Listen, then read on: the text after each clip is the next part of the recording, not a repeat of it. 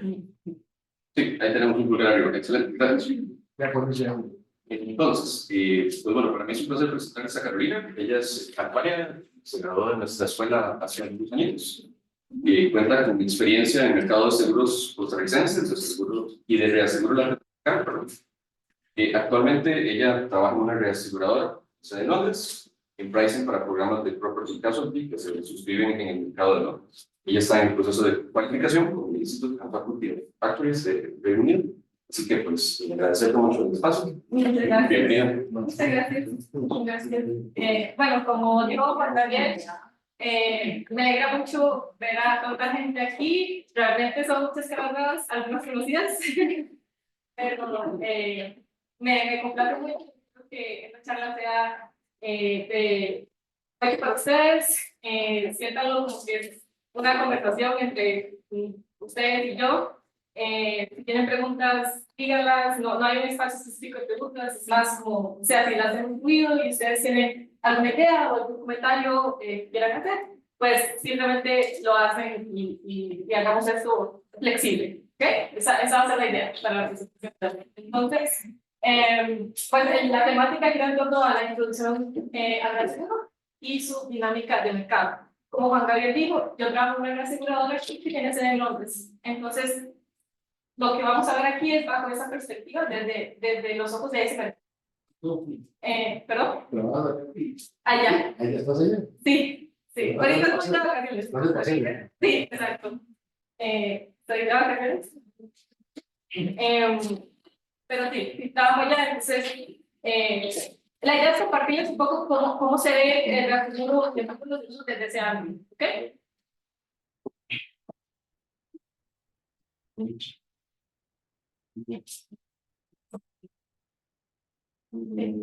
Entonces, vamos a tener una hora de charla. La agenda, como vamos a seguir la historia con esta presentación, es primero vamos a tener una parte donde vamos a hablar sobre el reaseguro, ¿ok? Primero necesitamos entender qué es el reaseguro, qué tipos hay y por qué es útil, o sea, por qué la gente compra reaseguro. Entonces, esa es la primera parte. Y luego en la segunda parte vamos a hablar sobre propiamente los mercados de reaseguro. ¿Ok? Entonces, ¿dónde se compra y dónde se vende esto? ¿Cuáles son los mayores segmentos a nivel global? La historia de Lloyds, que Lloyds es en gran parte lo que se conoce como el mercado de Londres. ¿Cómo funciona Lloyds?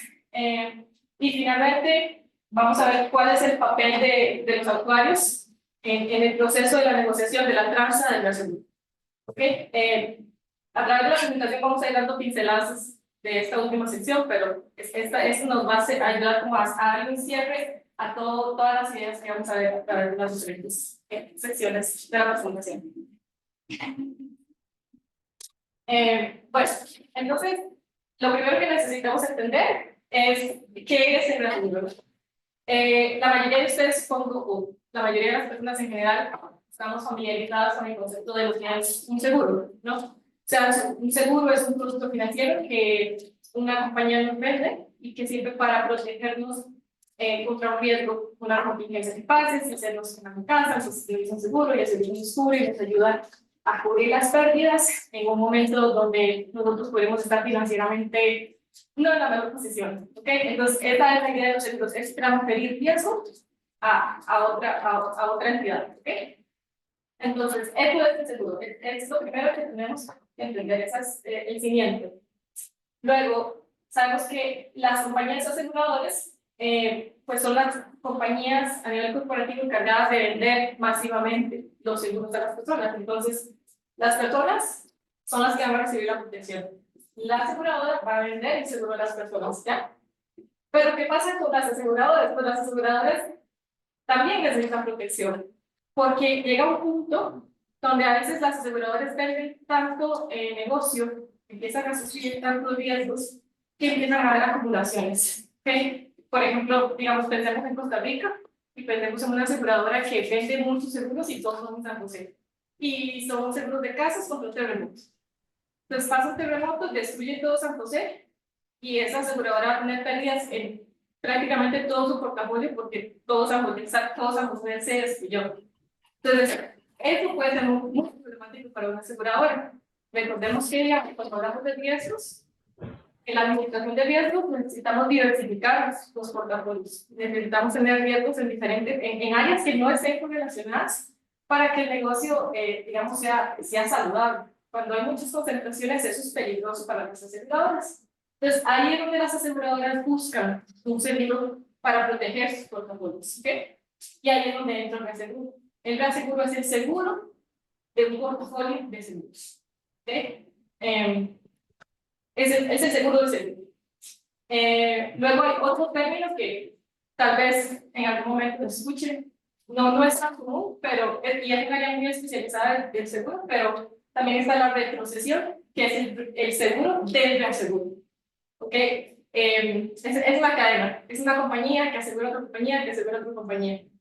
En la retrocesión, no muchas compañías lo usan, pero hay veces en que los reaseguradores a nivel global se hacen tan grandes que empiezan, la misma historia, empiezan a tener acumulaciones y por términos de temas de solvencia no les conviene tener tanto riesgo acumulado alrededor del mundo. Se buscan seguro para sus servicios. Okay. Entonces eso es como lo primero que tenemos que entender del producto que vamos a hablar. Entonces, en el mundo del reaseguro hay dos tipos de reaseguro, principalmente. El reaseguro proporcional y el reaseguro no proporcional. La diferencia entre el reaseguro proporcional y el no proporcional es simplemente el tratamiento que se le da a las pérdidas. ¿Ok? Entonces, una compañía aseguradora, tenemos una compañía aseguradora que va a buscar reaseguro como un reasegurador.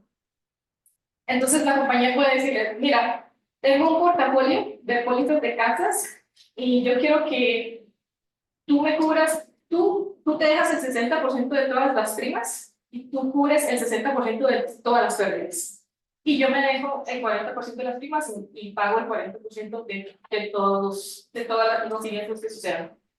Ese tipo de reaseguro es proporcional, porque es como yo te cedo una proporción de los riesgos que yo tengo y yo me quedo con la otra proporción. Entonces, siempre que, si yo parto las pérdidas y yo cedo las pérdidas en una forma proporcional, ese reaseguro se llama proporcional. Vive en el universo de los seguros proporcionales.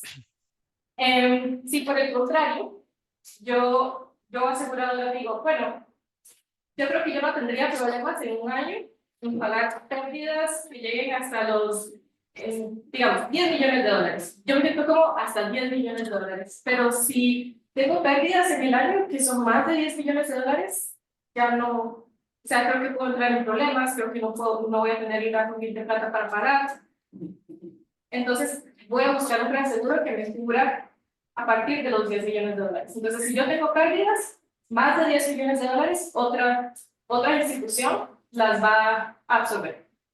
Y eso es lo que se conoce como un reaseguro no proporcional. Entonces, están esas dos familias. En esas dos familias hay varios tipos de reaseguro. ¿Okay? En el proporcional está el cuota parte, que es el ejemplo que les di al inicio cuando estábamos explicando los proporcionales. Es el más sencillo de todos, es simplemente una proporción fija. Yo me dejo 30, yo me dejo 40, tú te dejas 60. No, es del seguro, es la parte del seguro. Sí, es proteger la parte del seguro, de forma proporcional. Entonces las primas y los riesgos se ceden en la misma proporción. Luego está el excedente, que el excedente es otra forma de reaseguro proporcional, pero como funciona es, la reaseguradora va a establecer un límite de retención, digamos, $1 millón, y cada riesgo que la aseguradora suscriba, vamos a ir a ver cuál es la proporción de la suma asegurada de ese riesgo, que está por encima del $1 millón. Entonces puede ser que sea 20%, 30%, 50%. Va a depender de la suma asegurada del riesgo. Puede tener diferentes proporciones. Entonces, en este caso, yo voy a ceder la pérdida con base en el monto asegurado, o sea, en la proporción que está por encima de mi línea de retención para cada monto asegurado, ese es el porcentaje que yo le voy a aplicar a la pérdida y eso es lo que yo le voy a ceder al asegurado. En la siguiente slide vamos a dar un ejemplo con números para que sea más fácil de entender. Pero digamos, el excedente lo que busca es tratar de... o sea, es como la aseguradora diciendo, yo no quiero que sea parejo para todos los riesgos, porque hay riesgos que yo quiero retener más porcentaje que otros. Otros yo sí quiero ceder el 60%, pero otros yo me querré dejar el 100% porque es un riesgo chiquitito, porque es bueno, porque no creo que no creo que esa casa se queme. Entonces, yo me quiero dejar eso. Pero antes, el excedente lo que sirve es como para tener diferentes porcentajes de cesión, dependiendo del monto asegurado del riesgo que yo estoy considerando. Entonces, estos son los dos tipos de reaseguro proporcional más importantes. Y luego, en el reaseguro no proporcional, que es todo lo que esté por encima de un monto, lo cero, lo paga el reasegurado. Tenemos el exceso de pérdida, que en el exceso de pérdida es el ejemplo que les di al inicio, simplemente yo tengo un riesgo, ese riesgo, todo lo que esté por encima de $10 millones para ese riesgo, bueno, 1 millón, digamos, para un riesgo, $1 millón, lo paga el asegurador y lo que esté por debajo de $1 millón, yo lo pago. Yo asegurador lo pago. En el exceso de pérdida agregado, lo que vemos es las pérdidas agregadas durante todo un año. O sea, todos los siniestros yo los sumo, todos los siniestros que pasamos durante un año yo los sumo, y lo que esté por encima de un monto específico, o sea, sí, de toda la suma de esos siniestros, lo que esté por encima del monto yo lo cedo. Entonces, este exceso de pérdida agregado sirve más como por ejemplo, para calcular una siniestralidad. Por ejemplo, la aseguradora puede decir, bueno, yo tengo $1 millón de primas y, por ejemplo, tengo un radio de siniestralidad del 50%. Entonces, yo espero que en un año, yo espero tener 500,000, espero tener que pagar 500,000 en pérdidas del $1 millón que yo tengo en primas. Y eso es todo. Pero, ¿qué pasa si pasa un siniestro muy bajo? Pasa un siniestro muy bajo y son 700,000 en vez de millón, en vez de 500,000 que yo tenía pensado, que era mi razón, era la siniestralidad. Entonces, en ese caso, el exceso de pérdida agregado me puede ayudar a mí a tener un límite en la cantidad de siniestros totales que yo pago en el año. Y decir, bueno, lo que se pase de 500, yo lo cedo a un asegurado. Entonces, lo que está entre 500 y 700 lo va a pagar el asegurado. Y eso les digo a las compañías que les ayuda a tener como un poco más de certidumbre respecto a los resultados financieros anuales, porque yo sé que mi monto total de siniestros no se puede pasar de un cierto límite, porque de ahí para arriba yo lo voy a hacer. No va a ser el problema de la seguridad. Luego está el exceso de pérdida catastrófico. Entonces, el exceso de pérdida catastrófico, como su palabra lo indica, sirve para catástrofes, ¿ok? Cuando pasa un huracán o pasa un terremoto, pasa una fuerte tormenta. Usted sabe, por ejemplo, que cuando pasa un terremoto se van a destruir casas. Se ayuda a tener varios riesgos. Varias de las pólizas de casas que yo vendí, por ejemplo, se van a siniestrar al mismo tiempo, ¿verdad? O sea, una grieta en la calle, toda esa calle se destruyó y todas las casas se destruyen en esa calle.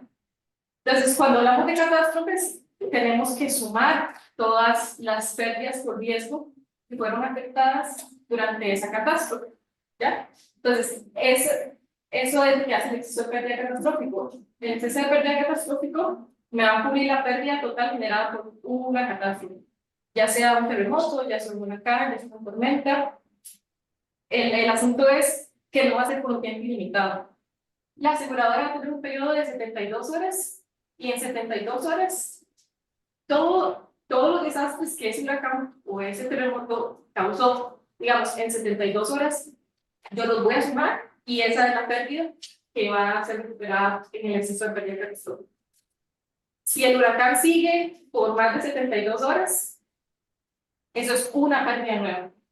¿Ok? O sea, las primeras 72 horas, la suma de todas esas casas que se siniestraron en esas 72 horas, digamos, $2 millones, es una pérdida. Y esos $2 millones entran en el uso de pérdida catastrófico, que digamos que tiene una retención de $1 millón. Entonces, yo me dejo $1 millón y el reasegurador paga el otro $1 millón. Y eso es una pérdida. y digamos que el huracán sigue por otras 72 horas adicionales, y en esas 72 horas adicionales destruye $500,000 más de propiedades, $500,000 más. Como $500,000 está por debajo del $1,000,000, que es la retención del defensor de pérdida catastrófico, la aseguradora se tiene que dejar esos $500,000, ¿ok? Porque ya es otro evento, esas son otras 72 horas, y está por debajo de la retención de la aseguradora. Entonces, todo lo que esté por debajo, o hasta la retención, se va a la aseguradora. El exceso lo cede a la aseguradora. Pero sí ven que hay una diferencia entre cómo aplica este y este, porque esto es solo una casa que se cayó. Esto es un montón de casas que se cayeron debido a una catástrofe. Esa es la pérdida. También se ve como para un incendio, también. Sí, había como que Una casa. Sí, El de abajo es que vos tenemos situadas 20 casas. sí, exacto, Bueno, 200 casas. exacto, exacto. Y es individual, vamos colectivo. Correcto, correcto. Y luego, el último de la familia de los seguros no proporcionales es, yo puedo tener un seguro que sea una combinación de riesgo y catastrófico. O sea, yo puedo tener un programa que sea, digamos que mi retención sea, seguimos con $1,000,000, $1,000,000 de retención. Entonces, todas las casas que se quemen individualmente, eso es una pérdida que va a entrar a ese contrato con una retención de $1,000,000 hasta un determinado límite, y eso es lo que ustedes en ese $1,000,000 lo recupero de la aseguradora, pero también ese $1,000,000 me sirve por si hay una catástrofe, de nuevo, agrego las pérdidas y lo mando a su contrato de un límite en exceso de $1,000,000.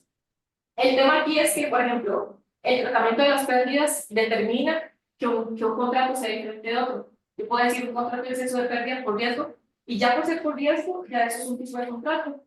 Otro que sea exceso de pérdida catastrófico, como no cubre catástrofes, ya ese es otro tipo de contrato. Pero también puedo tener uno que sea un mix de ambos. El contrato puede decir cubre por riesgo y también cubre catastrófico.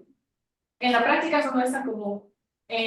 Lo más común es que haya un exceso de pérdida catastrófico y luego otro programa que aplica solamente pérdidas que son por riesgo.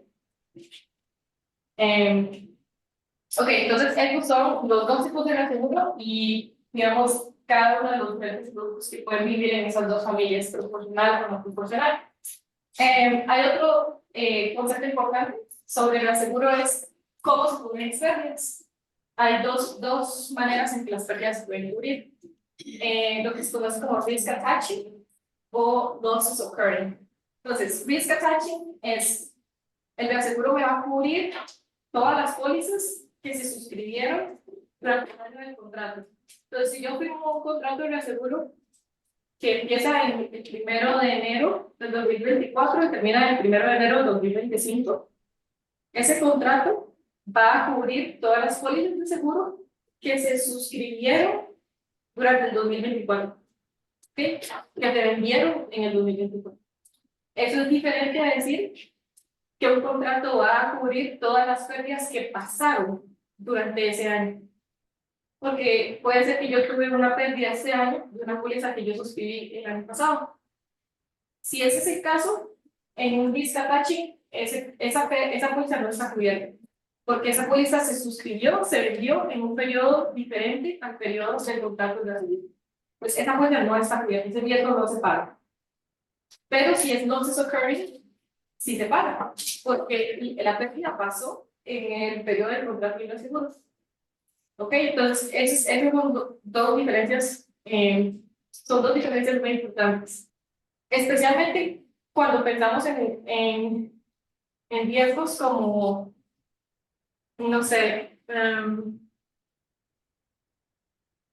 por ejemplo, una póliza de malpraxis, por ejemplo. Sí, malpraxis médica. Una malpraxis médica puede llevar muchos años de que se determine esta persona, este médico hizo una malpraxis y dañó a esta persona y esta persona merece que le paguen una indemnización por eso, ¿verdad? Entonces, puede ser que yo vendí esa póliza en el 2024, pero hasta el 2027, después de todos los estudios y los análisis, se determinó que hubo una malpraxis y que a esa persona hay que pagarle.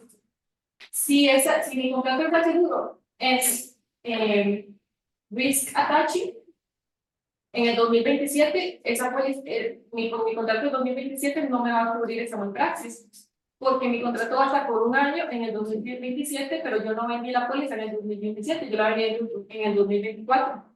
Entonces, eso no está cubierto. Pero si es losses occurring, o sea, la pérdida pasó y no importa cuándo se vendió la póliza, si pasó ese año, en el 2027, y usted tiene su cobertura, y entonces le aplica la cobertura. Pues esas son diferencias que son muy sutiles, pero pueden causar una gran diferencia en el momento en el que hay que pagar los siniestros. Finalmente, hay un término adicional que es importante entender sobre los seguros no proporcionales y es el concepto de las reinstalaciones. El exceso de pérdida no proporcional, digamos que yo tengo $2 millones en exceso de $1 millón. O sea, yo tengo 2 millones de códigos, ¿ok? Yo puedo usar en una pérdida que me llegue a ese contrato, atraviesa la retención y llega hasta $2 millones. Esos $2 millones yo los puedo recuperar una vez, ¿ok? Si yo no tengo instalaciones, una vez. Las instalaciones es cuántas veces yo puedo volver a usar ese contrato. O sea, si yo tuve una casa y la casa se quemó completamente, es pérdida total y ya yo recuperé $2 millones del asegurador, o sea, yo ya usé el contrato al 100%, si yo no tengo instalaciones, ya no puedo usar ese contrato más. O sea, viene otra pérdida más, yo, aseguradora, tengo que pagarla al 100%, no puedo ceder nada. Por eso las instalaciones son tan importantes, porque le van a permitir a la aseguradora volver a usar el contrato 1, 2, 3 veces. O sea, si yo tengo, por ejemplo, el 2 exceso de 2 millones de límite y millones de retención, y tengo una reinstalación, eso quiere decir que yo puedo usarla una vez que la uso, puedo reinstalar la cobertura, o sea, volverla a hacer como que si yo nunca lo hubiera usado. Entonces puedo usar 2 veces ese contrato. ¿Eso está claro? ¿Sí? Ok. Ese es un elemento importante, porque, por ejemplo, los proporcionales no importa, porque si pasan 2 pérdidas, 3 pérdidas, 1000 pérdidas, siempre nos vamos 50-50, 40-60, siempre es en esa misma proporción, sin importar cuántos riesgos pasen. Pero en el no proporcional, eso sí importa. Yo no puedo usarlo indefinidamente, lo voy a poder usar hasta la cantidad de reinstalaciones que yo pueda lograr negociar.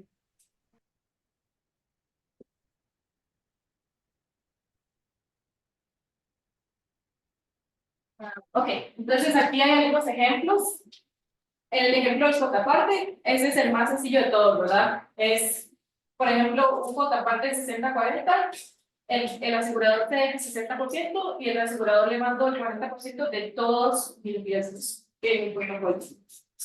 En el excedente, vean, por ejemplo, acá tenemos una suma asegurada de $450,000 y tenemos una pérdida de $80,000. Entonces, el contrato excedente, digamos que la línea de retención con que se negoció son $50,000. Entonces, yo me voy a ir a ver cuál es la proporción de suma asegurada que está en exceso de los 50,000, que esa es mi línea de retención, los 50,000. Entonces, 450,000 menos 50,000 le dan 400,000, ¿verdad? Entonces, yo hago la proporción, esto es lo que está en exceso de la retención. Calculo la proporción de 400 como porcentaje de la suma asegurada total, me da un 89%.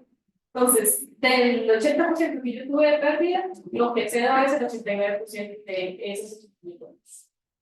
Entonces, ¿por qué el excedente? El excedente es un poquito más estricto, digamos, pero es una forma en la que las aseguradoras dicen, vean, todo lo que esté por debajo de $50,000, yo me lo dejo al 100% porque esos son riesgos chiquititos, yo no creo que se vayan a sinistrar, son riesgos buenos, yo me quiero dejar toda esa plata.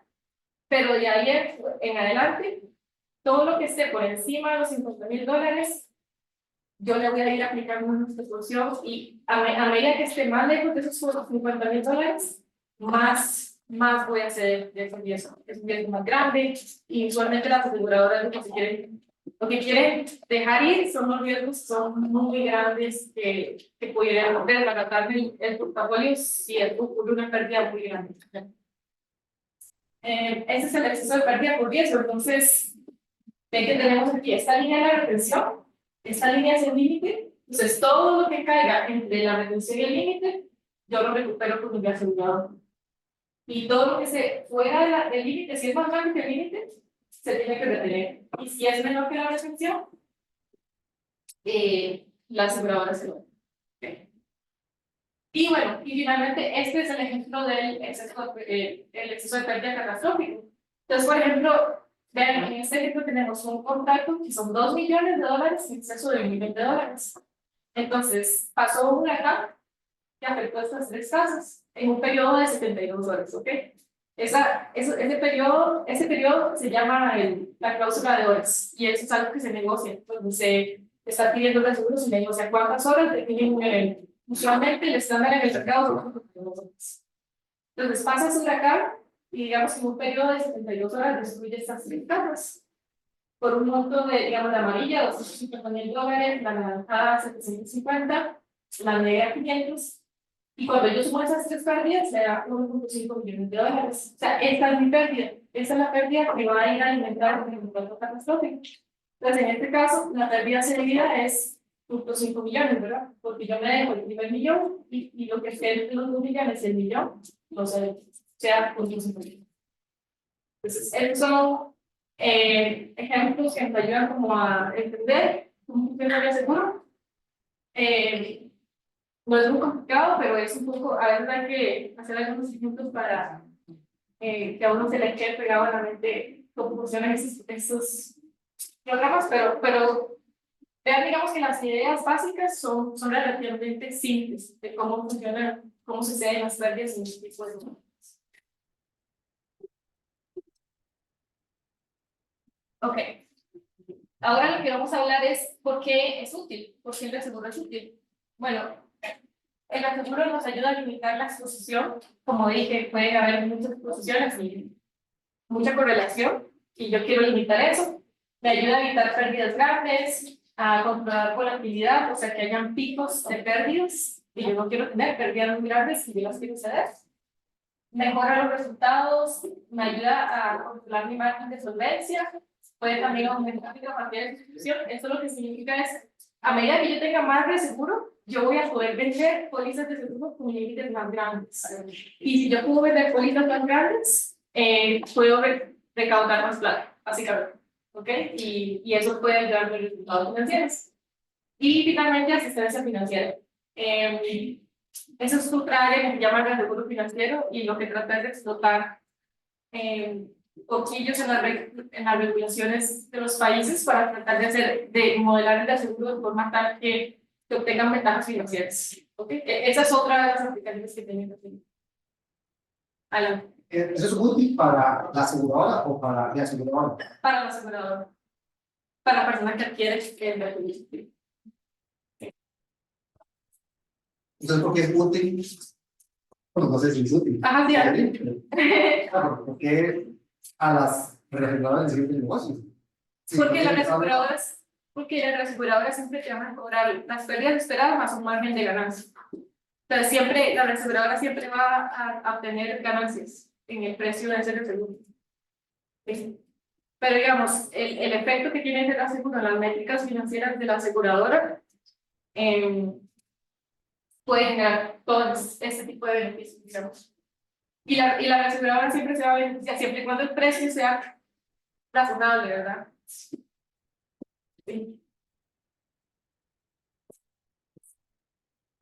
Ok. Ok, entonces esa era la introducción a la seguro. Que ya, digamos, ya entendimos, sabemos que es lo que funciona, porque es útil. Ahora lo que vamos a entrar a ver son ya los mercados de la seguro, ¿ok? Donde se vende el seguro en el mundo.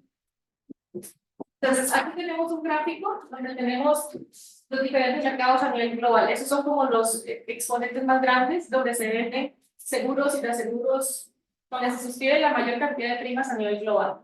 ¿Ok?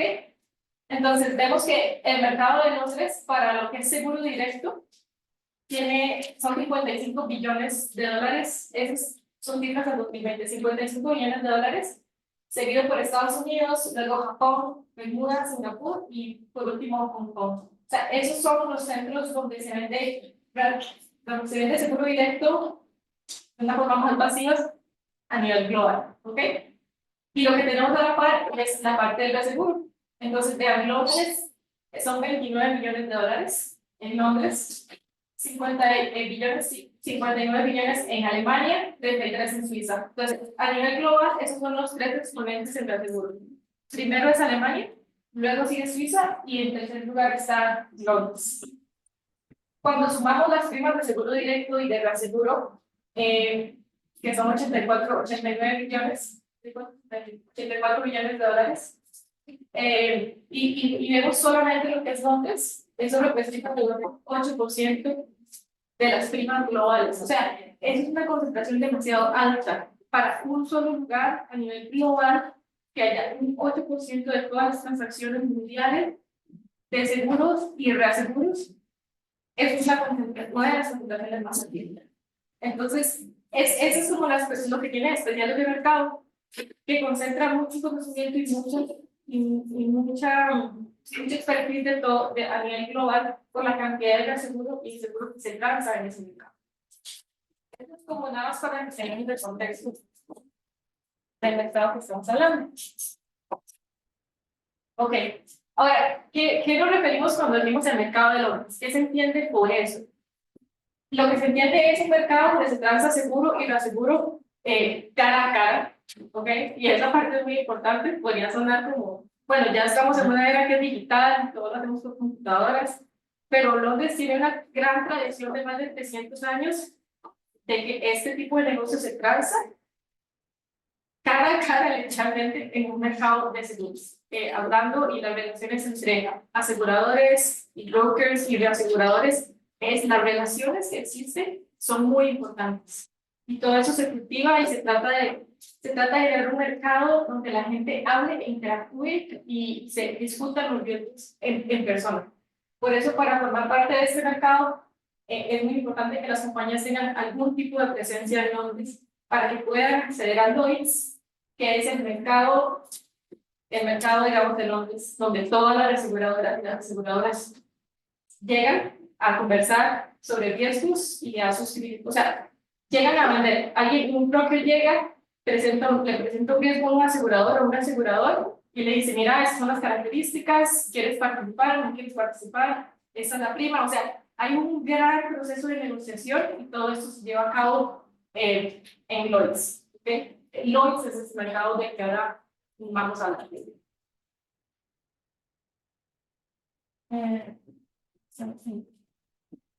Ok. Esta diapositiva que está aquí trata de resumir un poco toda la historia de Lloyd's. Lloyd's es un mercado, ¿ok? Es como cuando uno va al mercado central y pues están ahí vendiéndole verduras, frutas, ¿verdad? Ese tipo de cosas. O sea, imagínense en eso, el mercado central de San José, pero en vez de que estén vendiendo verduras y frutas, están vendiendo seguro para terrorismo, seguro para, para barcos, seguro para autos, seguro para, o sea, seguros especializados, para la redundancia. Eso es lo que es Lloyd's, ¿ok? Es un lugar donde se transa la seguro. Y Lloyd's empieza en 1652 o 66. En 1666 pasa lo que es el gran incendio de Londres. Es un incendio que es tan grande y tan fuerte que, o sea, es como la ciudad está quemándose por alrededor de 4 o 5 días. Se queman centros financieros, se queman lugares donde la gente estaba haciendo negocios, prácticamente todo está quemado. Pero las cafeterías, milagrosamente, muchas cafeterías sobrevivieron. Y las cafeterías eran un lugar muy, muy popular, especialmente para los marineros de la época. Entonces, ¿qué pasó? La ciudad no quemó y no había lugares donde discutir, donde negociar, donde hacer negocios. Entonces, Edward Lloyd's era una cafetería. Y en esa cafetería, específicamente en la cafetería de Edward Lloyd's, los marineros les encantaba ir ahí y hablar de sus barcos, y hablar de sus expediciones, y hablar sobre las mercancías que estaban transportando a través de países. Y entonces, la cafetería de Edward Lloyd's se convirtió pues, en un centro de reunión para marineros. Ahora, Edward Lloyd se dio cuenta de esto y no fue tonto. Les alquilaba entonces las mesas de la cafetería para que ellos lanzaran, hicieran sus negocios ahí. Entonces, así fue como Lloyd empezó, o sea, como el seguro empezó. Porque los marineros lo que tenían miedo era de que cuando transportaban sus mercancías, muchos transportaban oro, transportaban plata, transportaban objetos preciosos. ¿Y qué pasaba con los barcos en día? O sea, toda esa plata se perdía y no había ningún mecanismo de compensación para los mercaderes. O sea, era como que usted va al mar y veces con que llegue y si llega bueno y si no, se perdió una cantidad de dinero importante. Entonces ahí fue donde muchas personas vieron una oportunidad para hacer negocio y entonces les decían, bueno, está bien, yo inversionista le voy a respaldar su barco, las cosas que se llevan a su barco y si su barco no llega a un buen puerto, yo le voy a pagar una determinada cantidad de dinero. Y así fue como empezó el seguro específicamente para barcos, ¿okay? En la industria marítima. En 1700, eso fue, bueno, en 1600, 1688, en 1734 aparece el Lloyd's List, que era una gaceta publicada por Lloyd's, donde ellos detallaban cada barco que salía, cada barco que regresaba, las mercancías que ese barco llevaba, o sea, tenían todas las noticias del mundo marítimo, digamos, del comercio marítimo, en una gaceta, que se publicaba por Lloyd's, llamada Lloyd's List. En 1769 pasa algo muy interesante, que empieza a formar la figura de un suscriptor, de una persona que vende seguros ya de una forma un poco más profesional, digamos. Pero Lloyd's tenía una fama de ser un lugar de gente que apostaba, digamos, gente que no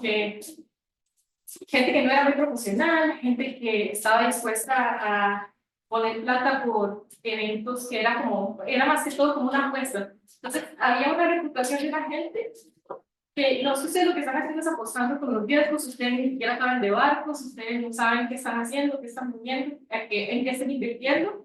Y había otro grupo que decían, no, nosotros queremos hacer esto de una forma más profesional, queremos vender el seguro de una forma, o sea, que haya estándares, que hayan prácticas profesionales. Entonces ahí fue cuando hubo una segmentación y entre el 69 y el 71 hubieron dos mercados, hubieron dos Lloyds. Poco a poco el Lloyds viejo murió, que era el de los supersticiosos que apostaban, y un nuevo Lloyds nació en 1751, que era el Lloyds ya más profesional. Ya hay gente que era, no, investiguemos el riesgo, entendamos el riesgo, cuánto cuesta este riesgo. O sea, ya era una estructura más metódica. En 1799 pasa uno de los desastres más grandes en la historia de Lloyds, que fue que se hundió el barco HMS McKee. Era un barco que en ese momento llevaba alrededor de 1 millón de libras en oro y plata y se perdió completamente. Nadie nunca lo encontró. Lo único que lograron rescatar fue la campana y en 1859 se recupera la campana y hoy en día esa campana está guindando en Lloyds. Durante muchos años sonaba la campana 2 veces si un barco no llegaba a puerto. O sea, sabían que el mercado sabía que era una pérdida. Y la sonaban una vez si el barco había logrado llegar. Así se dan cuenta los suscriptores si hubo pérdidas o no hubo pérdidas. Después de eso, bueno, ya se consolida propiamente como un mercado de seguros. Y en 1904, por ejemplo, se suscribe la primera póliza de automóviles. Es muy interesante porque Lloyd se especializaba en barcos, ¿verdad? O sea, los suscriptores lo que sabían era de barcos. Entonces, la póliza de autos se suscribió y se describió el auto como un barco que anda en la tierra. Porque los suscriptores no sabían cómo, porque el auto se inventó en 1885. Entonces, nadie sabía cómo el auto cómo funciona. Entonces, lo trataron como un barco. Y así fue como lo suscribieron. En 1911, por ejemplo, también se emite la primera póliza de aviación. Entonces, ustedes ven cómo empezó solo con barcos y poco a poco empezó a asegurar cosas como autos, aviones. También aseguraron el Titanic. Bueno, aseguraron el Titanic y eso fue como ya todos sabemos, pérdida total. En 1912, la pérdida del Titanic representaba un 20% de todos los activos del país. Entonces fue una pérdida muy grande, pero el mercado pagó en 30 días. O sea, las pérdidas completas las pagó en 30 días. Y eso hizo que se estableciera una reputación de decir, ok, esta gente es en serio, o sea, pueden pagar una pérdida de ese nivel. Entonces, eso le dio como respaldo al mercado para seguir lanzando años. Y luego, después de eso, pues ha sido una historia de primeras pólizas, como por ejemplo la primera póliza de riesgo político, la primera póliza cyber que fue en el 99. A veces uno piensa que cyber es muy nuevo, pero desde 1999 se está suscribiendo el seguro de cyber en Lloyds, por ejemplo. En el 65 fue la primera póliza para cubrir satélites con daño físico, que pasa un daño físico. En el 2001 fue el ataque terrorista en el 9/11, y eso fue otra pérdida que fue como $5 billones para Lloyds, y igualmente se pagó, sí, $5 billones. E igualmente se pagó en el 30, o sea, en un periodo de 30 días se había indemnizado a todas las personas de ese ataque. Y ya más recientemente, las iniciativas que Lloyds ha tenido van más alrededor del cambio climático, alrededor de hacer fondos sostenibles de inversión, para que las primas de los seguros se inviertan en fondos que sean, digamos, ESG, sostenibles en el ambiente con el cambio climático. Y también hay una iniciativa muy interesante, es bastante reciente, que ellos están tratando de estudiar cómo impacta la basura espacial, los satélites que están alrededor de la Tierra, que eso no está regulado. Hay un montón de satélites alrededor de la Tierra y nadie sabe realmente esa basura espacial qué riesgos podría implicar para la Tierra. Y eso es, por ejemplo, otro proyecto que ellos están estudiando, esos posibles riesgos. Entonces, digamos, eso es muy condensado toda la historia de este mercado, pero lo que quiero que vean es que... ¿Cómo? Todo un curso.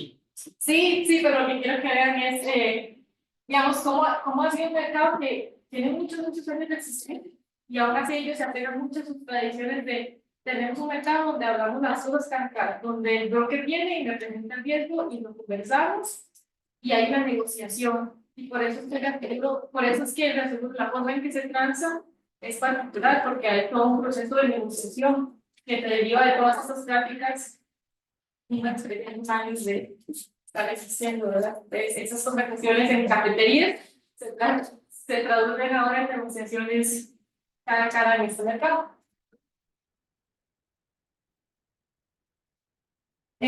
Ok, entonces, dime. Durante la pandemia, Durante la pandemia sí fue complicado porque ellos estaban acostumbrados o sea, el mercado es muy cara a cara.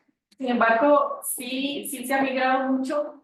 O sea, el negocio se puede cerrar a través de firmas electrónicas, por ejemplo. Pero mucho de la discusión para los riesgos nuevos, particularmente, se quedó un poquito estancada, ¿verdad? Porque sí o sea, creo que lo bonito, y es una foto, por ejemplo, de ese mercado, lo bonito es que uno llega y está, por ejemplo, uno de esos que dice, bueno, esto es de terrorismo, entonces yo sé que puedo llegar ahí, sentarme con alguien que suscribe terrorismo, y yo le puedo explicar el riesgo, y le puedo decir, mira, es así, asado, tengo este asunto, cómo se cubre esto, qué términos me das. Entonces, toda esa negociación, todas esas discusiones, fue, o sea, por teléfono, pero no era como lo mismo que cuando el mercado estaba abierto. Entonces sí, fue un tiempo como que tal vez la innovación no pasó de una forma como hubiera pasado si hubiera estado abierto. y post pandemia volvió a la normalidad. Sí, ahorita sí, completamente lo mismo. Sí. Entonces, esta es una esquemita que más o menos explica cómo se funciona el mercado. Entonces, lo que tenemos es, por ejemplo, vamos a tener, pues, las personas que buscan el seguro, los policy brokers, las compañías aseguradoras, compañías comerciales en general o firmas comerciales que están buscando ese seguro. La forma en la que se aproxima al mercado podría ser directa, pero es muy extraño que sea directo. porque usualmente los riesgos son difíciles de explicar, las compañías no saben bien cuál es el método o cuál es el canal de distribución o cómo hago para poder ponerme en contacto con el ¿verdad? Entonces, por eso es que hay un broker. Usualmente este mercado funciona con intermediarios. Hay un intermediario que nos conecta a la aseguradora o al cliente, lo conecta con las empresas de aseguradoras que transan en dólares. O puede ser que no sean dólares, puede ser una aseguradora de, no sé, otro país, por ejemplo. Pero Lloyds, la ventaja es que es un mercado que tiene muchas reaseguradoras y muchas aseguradoras en el mismo lugar. Entonces, el broker, el intermediario, va a conectar a ese cliente o a esa empresa o a esa firma financiera con los contactos necesarios para poder acceder a este mercado. Y este mercado adentro está compuesto por sindicatos. Entonces, cada empresa aseguradora lo que tiene es un sindicato. Son muchos sindicatos, son muchas, le llaman boxes. Cada uno de esos escritorios son boxes y son unos escritorios de diferentes compañías. Entonces, el broker entra al mercado, va y habla con la persona de la aseguradora A, de la aseguradora B, de la aseguradora C, que todos están en el mismo lugar, les presenta el riesgo, trae términos y condiciones, recoge opiniones y luego va y habla con su cliente. Entonces, así, digamos, esa es la dinámica de cómo nuestro mercado funciona. Estos sindicatos usualmente están controlados por un miembro corporativo que es una reaseguradora que puede ser que esté en otro país, pero sin embargo tiene presencia en Lloyds, entonces puede a través del sindicato dar seguros a riesgos que pueden venir de cualquier parte del mundo. ¿Toda esa gente que está sentada ahí, sí, son actores? No. Ninguno. No necesariamente. No necesariamente. Creo que eso es algo, de hecho, chiva, porque es muy multidisciplinario. O sea, hay muchas personas que participan del mercado y no todas las personas son técnicas. De hecho, muchos de los suscriptores, hay suscriptores que son, los suscriptores son los que venden el seguro, ¿verdad? Hay suscriptores que son muy técnicos, hay suscriptores que no son muy técnicos y que tienen al actuario a la par, pidiéndole ayuda, pidiéndole, tomándole consejo sobre los riesgos que se están evaluando. Eso del mercado, tiene que ser como estar en el mercado central y es en tomates, y yo también, pero yo he sido un buen tomo y ahora cada quien, dependiendo de la demanda, dice de bajo el food precio, en fin, ¿no? Y los expertos se refieren a que a los expertos, no sé, digamos que pica una culebra porque viene a poner en Costa Rica, ¿no? Sí, y digamos que los valores, en vez de que haya tomates y papas, son las diferentes líneas de negocio. ¿Verdad? Si es propiedad, o si es aviación, o si es autos, o si es terrorismo, o si es riesgo político, o si es riesgo cibernético, ¿verdad? O sea, esos son los diferentes puestitos, digamos. Sí, exacto.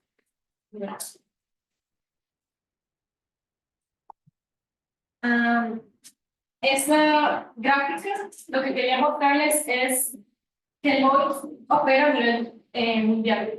Entonces, una de las cosas muy únicas de Lloyds es que estando en Londres se pueden suscribir seguros de cualquier de 200 territorios a nivel mundial. Lo que está en celestito, este celestito de acá, son territorios donde Lloyds tiene licencias para poder vender seguros y reaseguros.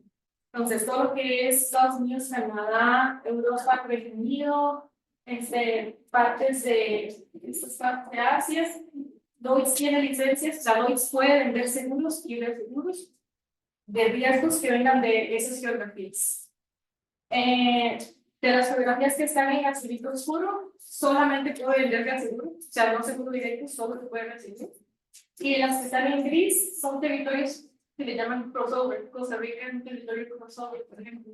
Son territorios donde no se puede hacer una transacción, no se puede vender un seguro o un seguro en el territorio costarricense, pero se puede usar otra geografía que tenga mayores licencias, como Estados Unidos, y en Estados Unidos hacer la venta y el negocio entre los Estados Unidos de un riesgo costarricense. O sea, el crossover significa que no puede ser vendido en ese país. Se tiene que utilizar otra geografía y en esa otra geografía se puede presentar un riesgo de una geografía por producto, pero no puede ser transado en la geografía así. Y eso tiene que ver con regulaciones. Todos los países tienen diferentes regulaciones y las licencias son difíciles de conseguir. Y de hecho, uno de los pros que tiene Lloyds es que tiene licencias para alrededor de 200 territorios a nivel global. Entonces, si yo estoy en Lloyds, puedo conseguir un seguro para un país, para Estados Unidos, por ejemplo, para cualquier estado de Estados Unidos, y cierro el negocio, hago el negocio en Londres, pero es un viento que viene de Estados Unidos. Y Lloyds tiene la licencia para poder hacer eso. No todas las compañías aseguradoras o aseguradoras lo tienen. De hecho, el tema de las licencias y el tema legal de cómo vender seguros es todo un tema. Y esas son las diferentes líneas de negocio que se ven en Lloyds. El seguro es un 37% de las primas totales, así que es una parte bastante importante del negocio que se vende. Tenemos también negocios de propiedad, de responsabilidad civil, riesgos marítimos, de energía, automóviles. Esas son las líneas de negocio que más que todo se transan en Lloyds. Y aquí hay un poco unos pros y unos cons de ese mercado. Como les dije, un pro es, por ejemplo, el acceso a las licencias internacionales, el acceso a todo el expertise que es mundial, que hay economías de escala, que hay recursos compartidos entre todas las compañías que forman el mercado, acceso a los tipos de seguros de especialidad. Si mal no me recuerdo, Lloyds ha vendido pólizas de mucha especialidad, como por ejemplo, Lloyds aseguró la nariz de un catador de vinos, Lloyds aseguró la lengua de un catador de café, que de hecho es como el top de Costa Coffee, no sé si han visitado, pero aseguró la lengua de ese señor por 10 millones de libras. Y algo interesante es que hay 10.000 papilas gustativas en la lengua, que es como decir que cada papila gustativa tiene un monto asegurado de 1.000 libras. Y también América Ferrer, que es una actriz estadounidense, ya aseguró su sonrisa por 10 millones de dólares. Entonces, esos son como tipos de seguro de especialidad. David Beckham también aseguró las piernas. Esos son seguros de especialidad que digamos, el mercado no es conocido por que es un mercado que puede presentar un riesgo muy extraño y probablemente lo va a aceptar. Pero sí, va a haber alguien que tenga un apetito de riesgo para ese tipo de digamos. Entonces, eso es lo pros. Y obviamente, bueno, la reputación de que este mercado que paga, que aunque sea una familia increíblemente grande para la industria, paga dentro de los 30 años que estipulan sus estándares profesionales. En los cons, digamos, está el hecho que se necesita una presencia en Londres, el negocio se hace, digamos, cara a cara y es importante tener una presencia local. Hay altos costos administrativos porque el de la ciudad es cara, entonces el costo administrativo es alto. Hay un requerimiento de capital oneroso. Esto es porque Lloyds saben que los requerimientos de capital, todas las aseguradoras tienen que tener un capital guardado y eso es regulatorio, lo tienen que tener guardado, el regulador les dice, ustedes tienen que tener tanta plata guardada.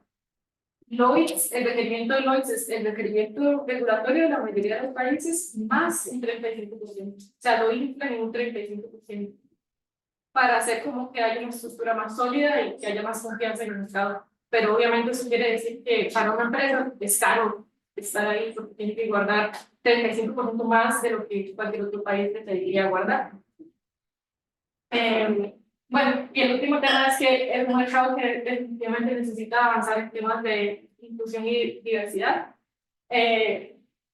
Ustedes vieron, digamos, cuando vimos toda la historia de Lloyds, el negocio empezó con marineros, que eran dueños de barcos, que eran en su mayoría, bueno, hombres blancos. Entonces, durante mucho tiempo el mercado fue únicamente de hombres blancos, hasta 1970, un voto histórico donde se autorizó que las mujeres participaran en el mercado, porque hasta 1970 eran solamente hombres, entonces las mujeres no participaban del mercado hasta los 70. Y alrededor de los 80 hubo el primer broker, digamos, de color, que pues, a los 80, es decir, que 30, 20 años. Bueno, por ejemplo. Sí, o sea, es como, o sea, es difícil como imaginarlo porque es muy reciente, pero esas cosas han pasado. Y bueno, Lloyds también ha emitido disculpas públicas porque estuvo involucrado en la tranza de esclavos transatlánticos. O sea, no es difícil de imaginar porque. Era el negocio de la época. Exacto, y era la, digamos, La ley permitía eso. Eso es la lo ley que lo dice. permitía. Llegó un tiempo que 3/4 partes del mundo estaban dominadas por Reino Unido y obviamente el comercio marítimo, mucha de la carga que transportaban los barcos eran esclavos. Entonces, y todo eso, bueno, se aseguraba y se reaseguraba y todo ese negocio que sucedió, y es parte de la historia de Lloyds, pero evidentemente son cosas que ya en nuestra sociedad actual es más aceptable, no es aceptable que no tenga mujeres, no es aceptable que, ¿verdad?, el tema de la esclavitud, ni que no haya inclusión de personas de diferentes etnias. Entonces, eso es algo que creo que la industria en general, un tema de industria, hay que avanzar más. Las leyes, es. Grandes. Bueno, yo creo que esta va a ser nuestra última diapositiva y aquí vamos a hablar también del papel de los acuarios, ¿ok?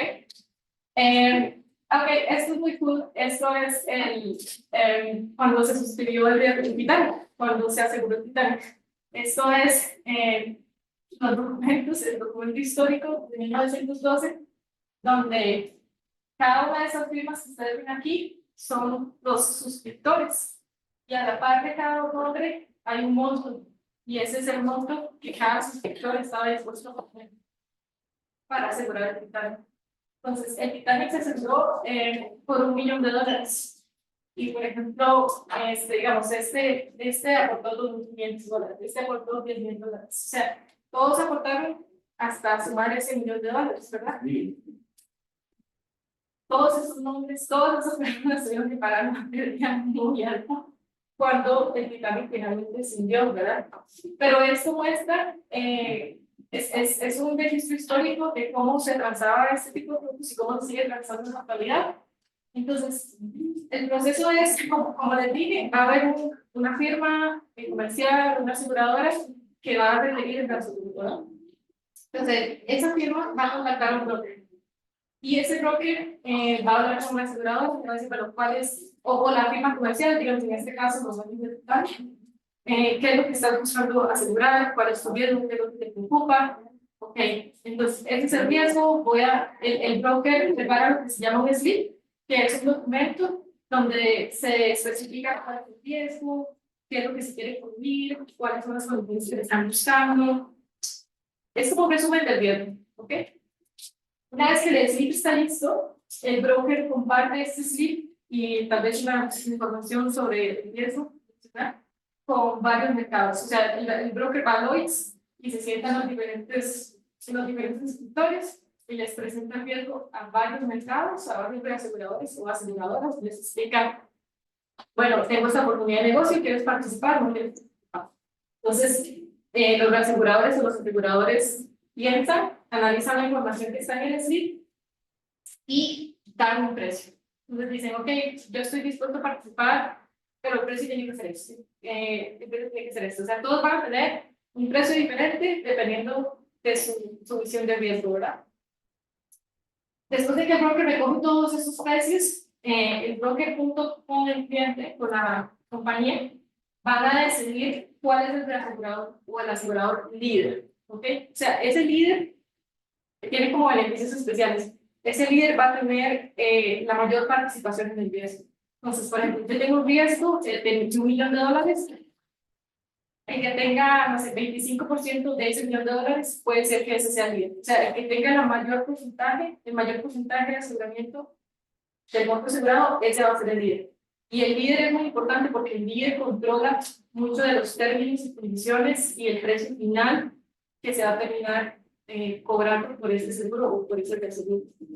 Una vez que se define el líder, también se definen lo que se llaman las FOTs, esos Firm Order Terms, y lo que significa es el precio precio base. O sea, es decir, después de que el broker dio los precios de todos, escogió el asegurador líder, probablemente coordinó o hizo un acuerdo con el asegurador líder sobre el precio FOB, que va a ser el precio base.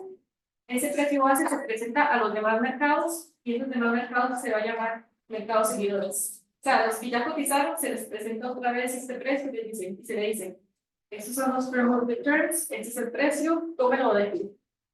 Y entonces ahí es donde los mercados seguidores van a decir, ok, yo agarro 5% del riesgo, agarro 2%, agarro 5%. O sea, agarro un porcentaje del riesgo. Entonces el broker va a buscar colocar el riesgo a un 100%. O sea, todos los aseguradores tienen que dar un porcentaje y al final eso tiene que sumar un 100%. ¿Ok? Eso es lo que se llaman las lines. El asegurador da su línea. La línea es un porcentaje con el cual va a participar en el riesgo. Entonces, ven que hay un gran proceso de negociación, de discusión, de acepta o no acepta, ese es el precio, de tratar. Una vez que las negociaciones terminan y se logra colocar el 100% del riesgo, el negocio está hecho y ya la cobertura del riesgo empieza durante el año. Y eso es lo que pasó aquí, ¿verdad? Sí, eso es esto. Es todos esos suscriptores dijeron, ok, yo participo con 3.000, yo participo con 2.000, hasta que se logra hacer todo el mundo total. Cuando el Titanic se aseguró, era un riesgo muy prestigioso. O sea, todo el mundo quería participar, todo el mundo quería formar parte de Gran Titanic, que no se va a hundir. Entonces, obviamente, sí, exacto. Más que un riesgo, yo estaba pensando en las primas, digamos, y digamos, de hecho, se vendió una prima muy baja. O sea, la prima total que se recibió, la prima total del Titanic fueron 7.500 libras, cuando el valor asegurado era $1 millón de dólares. O sea, 7.500 por $1 millón, ¿verdad? Entonces, todos estos, o sea, ellos recibieron en diferentes pedacitos un total de 7.500 libras y tuvieron que pagar $1 millón.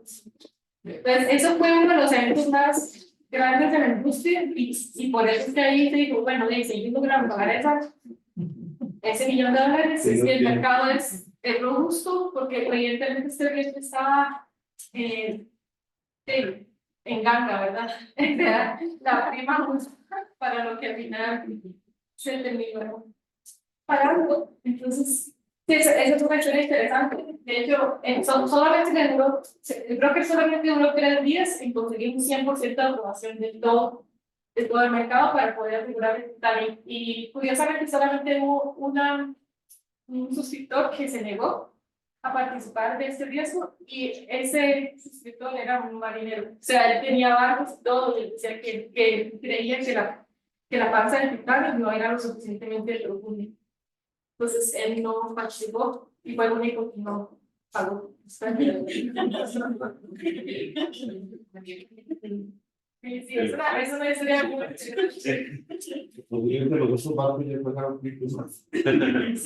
Porque el Titanic es uno, ¿saben cómo se llama?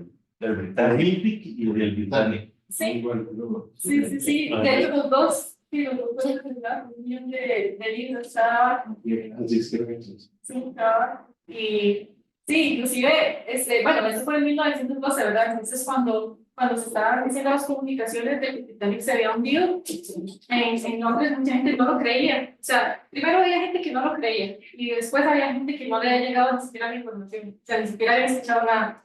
Entonces, inclusive el día siguiente, muchos de esos suscriptores estaban buscando reaseguro en la mañana. Y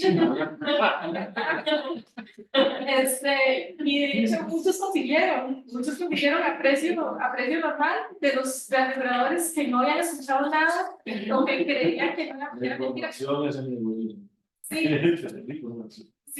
y entonces, sí, muchos aseguradores ese día en la mañana aseguraron una pérdida. Porque ya, o sea, ya el Titanic se había hundido el día anterior, ¿verdad? Pero sí, eso es una historia interesante. O sea, eso es un caos, de verdad, en el mercado de cuando se sucedió. Bueno, entonces para culminar en todo este proceso que ustedes ven aquí, de cómo se traza el seguro, obviamente van a haber actuarios en la aseguradora que quiere comprar la seguro, ¿verdad? Van a haber actuarios en el broker, en el intermediario, y van a haber actuarios en las reaseguradoras. En la aseguradora, ¿cuál va a ser el papel del actuario? O sea, el papel del actuario va a ser identificar el riesgo, qué es lo que yo me quiero, o sea, qué es lo que me preocupa, qué es lo que no nos deja dormir, qué es lo que queremos echar el problema otro más. Y pensar qué tipo de estructura, qué tipo de reaseguro, o sea, qué quiero comprar, no solo el riesgo, ¿verdad? Sino también, o sea, qué tipo de estructura proporcionar, no proporcionar, o qué tipo de producto yo quiero ir al mercado a pedir. Pues eso, el actuario tiene que ser el consultor técnico en esa discusión.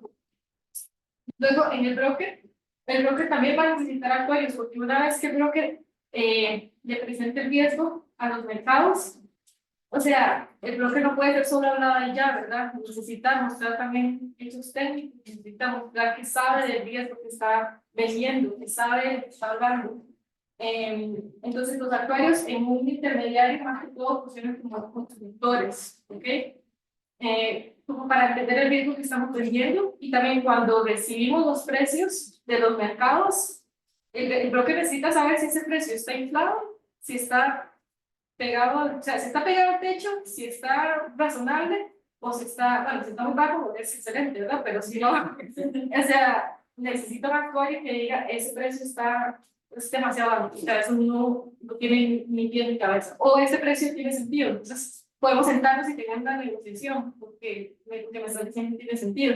Entonces, ese sería el papel del actuario en un intermediario, es ser un consultor, porque una cosa muy importante de entender del intermediario es que el intermediario no paga nada, ¿ok? O sea, si pasa una póliza, el intermediario se hace para atrás, el asegurador paga, y el intermediario está ahí solamente ayudando a que la plata fluya de un lado a otro, y haciendo que las cosas pasen en un tiempo rápido, que sea eficiente el proceso, pero el no va a pagar nada. Entonces, el actuario de un broker no se va a preocupar por medir las pérdidas para el broker, porque no hay pérdidas. Lo que va a tener que entender es si lo que me está yendo a este lado tiene sentido, y si lo que me está pidiendo a este otro lado tiene sentido, y si no tiene sentido, cuáles son los argumentos para negociar y decir no, esto no tiene sentido, o hacer pushback en términos y condiciones porque no tienen lógica, por ejemplo. Eso es un actuario intermediario. Y finalmente el actuario en la aseguradora se va a encargar de asegurarse, bueno, entre otras cosas, ¿verdad? Que los términos y condiciones generen una ganancia para el asegurador, ¿verdad? O sea, que esos términos que sean ventajosos, que el negocio tenga sentido, que sea sostenible, que sea un negocio saludable, o sea, todo ese tipo de análisis que va a hacer el actuario desde la aseguradora. Entonces, como ustedes pueden ver, son tres participantes, y los tres tienen objetivos diferentes, ¿verdad? Uno, la aseguradora es ceder, es protegerme de riesgo.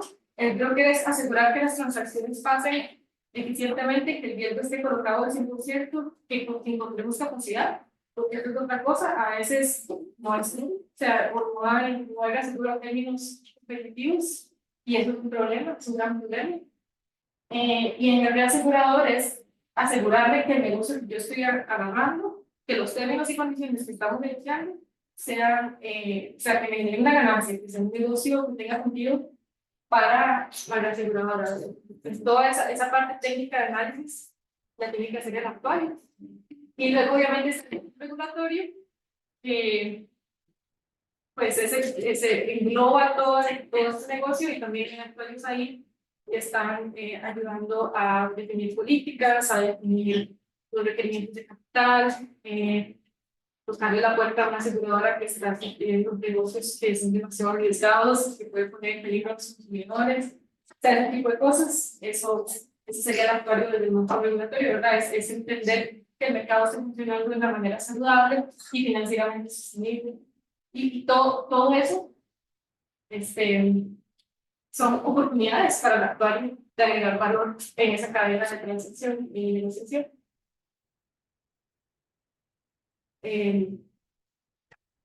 Supongo que también está, digamos que el rol del actuario en la aseguradora es como revisar como revisar o por lo menos revisar los datos que da el reasegurador, como para ver si no le está cobrando en exceso o que realmente le está cubriendo la necesidad, Sí, ¿verdad? sí. Que se está dando. Sí, Estaba pensando eso, y bueno, no sé si eso será propiamente los actuarios, que sé que lo hacemos también, o si es más del área de riesgos, de economía y esas partes, por lo menos aquí en Costa Rica, que es ver la solvencia que tiene el reasegurador, ¿verdad? Puede estar ofreciendo un seguro, un reaseguro muy bonito, pero no Sí. tiene la capacidad de prestar eso. Entonces me imagino que eso también hay actuarios en la parte de riesgos analizando la solvencia que tiene el asegurador. Sí, sí, claro. De hecho, bueno, sí, o sea, eso, digamos, es algo que una aseguradora puede y debería hacer, pero también cabe mucho en el broker, porque el broker tiene que asegurarse que los mercados con los que está transando, con los que está colocando los seguros, sean mercados, digamos, con un cierto banking crediticio, ¿verdad? Entonces, sí, usualmente esa parte, o sea, la puede hacer la aseguradora, pero como el broker es el que está lidiando y consiguiendo los mercados, es el que está hablándole a los mercados, el broker tiene que asegurarse de que esos mercados cumplen con las condiciones que la aseguradora, las condiciones mínimas de la aseguradora.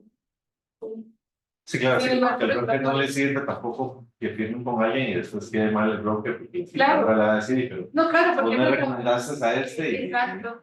y se Exacto. desapareció. Exactamente. Y más porque, digamos, el reaseguro, como lo dije antes, es un negocio donde las relaciones importan mucho.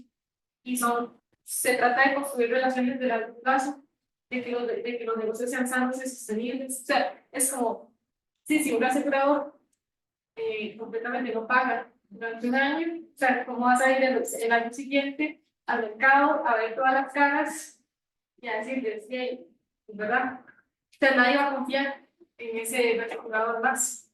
Entonces, sí, o sea, se trata mucho de eso. O sea, hay un tema de confianza y de relaciones que hay que cuidar. Entonces, usualmente esa parte de que un asegurador sea bueno, de ese market security, le llaman, lo hace el broker. Pero sí es una parte muy importante y en las regulaciones usualmente inclusive se dice ustedes no pueden trabajar por sus bienes beneficios, tienen que asegurarse que trabajen con aseguradores que sean doble o ya, digamos. Eso también está en las regulaciones. Pero sí, no sé si tienen alguna otra consulta o comentario. En el chat, Ignacio justamente escribió qué significa FOT en la diapositiva.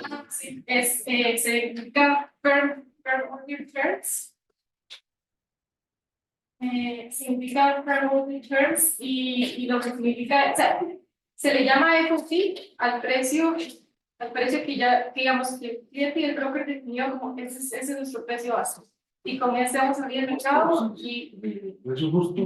es como el precio final, es como, o sea, usted o toma esto o no participa del negocio. O sea, usualmente el FOT lo que se busca, lo que el broker busca o el cliente busca es que todos los aseguradores acepten un porcentaje de riesgo con los términos FOT. En la mayoría de los casos ese es el caso, pero a veces cuando el mercado y la oferta y la demanda están muy complicados, lo que termina pasando es que cada asegurador tiene un precio diferenciado. Entonces, el FOT es como el ideal, es el precio base, el precio final en el que el cliente quiere que todos los aseguradores acepten una porción de riesgo con ese precio. Pero si las negociaciones se complican mucho, si no hay suficiente oferta para la demanda que el cliente está haciendo, puede ser que ese firm order term realmente no sea un firm order term y al final cada asegurador tenga precios diferentes. Ustedes no, que trabaja, que hace su trabajo. Yo hago, o sea, yo estoy en la reaseguradora recibiendo un negocio y dando un precio. Negocio. Sí. Sí. Sí, o sea, obviamente cuando hablamos de una aseguradora hay como tres grandes áreas en las que un actuario podría estar, ¿verdad? Es la parte del pricing, que es donde yo estoy, la parte de las reservas, o la parte de la modelación de capital, o parte de riesgos en general, riesgos, la gestión de riesgos. A mí siempre me ha interesado más la parte de pricing, porque me gusta estar más cerca del negocio. Las reservas y la modelación de capital están como un poco más más a puerta cerrada, digamos, no tienen tanto contacto con el negocio en sí, ¿verdad? Porque no como más, sí, no tienen mucha conexión con el negocio en sí. Pero sí. ¿Hay algún requisito para poder entrar allá? No, digamos, no como persona. Digamos, Cualquier persona, sí. ok, ¿como para vender seguros? ¿O Para comprar el seguro. para comprar un seguro, ok. Bueno, te voy a responder las dos, para comprar y para vender. En realidad, en Lloyds, cualquier persona puede, en teoría, adquirir seguros ahí. Lo que pasa es que Lloyds se especializa más en compañías y sí, en compañías. En compañías aseguradoras o en compañías comerciales que están buscando un seguro. Es como que el mercado se especializa más en eso. Todavía también vende seguros personales, o sea, a un individuo, pero no es la. Como Beckham, no con los niños, tío. Sí, sí, como Beckham, por ejemplo, pero no es la ley, es como, si es una persona, tiene que ser un riesgo muy raro, que para que llegue a Lloyds es porque nadie más se lo va a dar, digamos. Entonces, como David Beckham. Y para ser miembro, para vender seguros en Lloyds, de hecho, en teoría cualquier inversionista puede formar parte de Lloyds, pero tiene que aportar un capital de 350,000 libras y también tiene que cumplir los requerimientos de capital y probablemente tiene que asociarse con alguno de los sindicatos, como hacer grupitos con los sindicatos para vender seguros colectivamente. Una observación, de sindicato es una unión de. Sí, sí, sí, El sí. sindicato es una unión de. Sí, de hecho, porque digamos, la forma en la que se indica fue que, porque inicialmente los miembros eran individuales, eran personas, eran inversionistas, que luego se juntaron, hacían un sindicato y ahí vendían seguros en Lloyds. Es muy fuerte ese. Ajá. Lo que el trabajo. Pero sí, a medida que pasó el tiempo, se empezaron a establecer compañías de seguro y de reaseguro, y ya propiamente las compañías eran el sindicato. O sea, ya era un miembro corporativo. ¿Sí? Pero sí, en la buena teoría cualquier persona, pero como te dije, dado que para poder adquirirlo se necesita un contacto que esté en Londres, que presente el riesgo a alguien, se lo explique, que lo negocie. Usualmente los riesgos, si son personales, son como riesgos muy extraños. Sí, de especialidad. Sí. ¿Otra pregunta? Sinceramente no sé si vos sabrás la respuesta, pero bueno, ni me surgió la duda.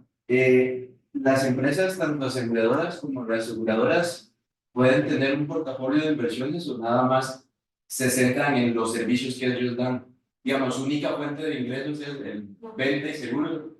Las inversiones de los fondos, de las primas, pues, o sea, las aseguradoras tienen eso. Totalmente, sí. Hay ingresos financieros por inversiones de primas. Externas Sí, exacto. Sí, sí, sí, hay ingresos por primas y por la parte financiera de la inversión de esos inversiones. Sí, totalmente. La parte, bueno, me imagino que es como una compañía especializada en llevar a cabo esas transacciones. Sí. Pero una aseguradora podría ser como. De hecho, las compañías aseguradoras tienen departamentos de reaseguro que son los encargados de velar por cuáles son los reaseguros que tenemos, es el correcto, los incorrectos, está viendo mis necesidades. Y también son encargados de cerrar negocios de adquirir reaseguro. El asunto es que, por ejemplo, hay mercados que para poder acceder a esos mercados sí es necesario tener un intermediario, o ya sea por un tema geográfico, por ejemplo, aquí. En Costa Rica compra principalmente los reaseguradores están en Europa.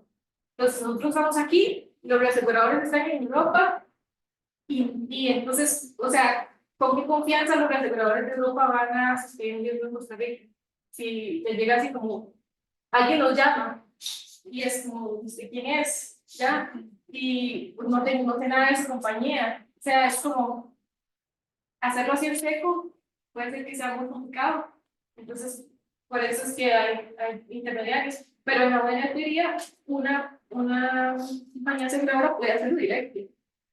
El único tema es que tiene que tener las conexiones correctas, tiene que conocer a las conexiones correctas para llamar a esa persona, y esa persona tiene que confiar en usted y pensar que es un buen negocio, ¿verdad? Entonces, muchas aseguradoras tienen esas relaciones y hacen los seguros directos, hacen los transacciones directos, aseguradora a aseguradora.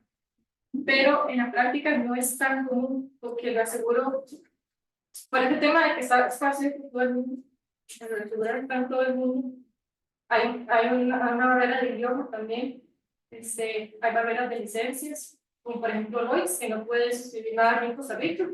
Entonces, aunque la aseguradora aquí tuviera los contactos, digamos, de Lloyds, no se puede cerrar el negocio en Costa Rica por un tema de licencias. Tiene que haber otra geografía involucrada. Entonces, ahí esto, esa es valor agregado que los bloques importan. Pero la verdad que una aseguradora tiene que tener su departamento de los seguros que sepa cómo administrar sus activos, de cómo comprarlo. Carolina, aquí la mayoría son estudiantes de ciencias actuariales. Bueno, ¿qué recomendaciones les podría dar a usted aparte de que aprendan bien inglés?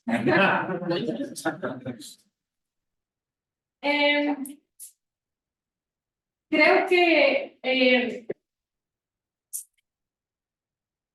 que ser curiosos es una recomendación. Siempre preguntarse las cosas, o sea, siempre decir por qué, esto y por qué. O sea, siempre hacer esas preguntas, no tomar las cosas solo porque se las dijeron, pero siempre preguntarse por qué. Tener como esa curiosidad, porque si usted tiene esa curiosidad y empieza a investigar y ahí sale una cosa y sale otra cosa y sale otra cosa, y cuando se da cuenta, sabe un montón de cosas que nunca nadie le enseñó, pero porque usted tuvo esa curiosidad. Entonces yo diría que tener curiosidad, y tener, diría como mucha determinación. O sea, que sigan, o sea, que aunque las cosas no les salgan, síganlas haciendo, ¿no? Porque en algún momento van a salir. En algún momento. Sí, diría que eso, o sea, es un tema como de actitud, muchas cosas son un tema de actitud, de ser curioso y no dar por vencido las cosas que quiere. Sí.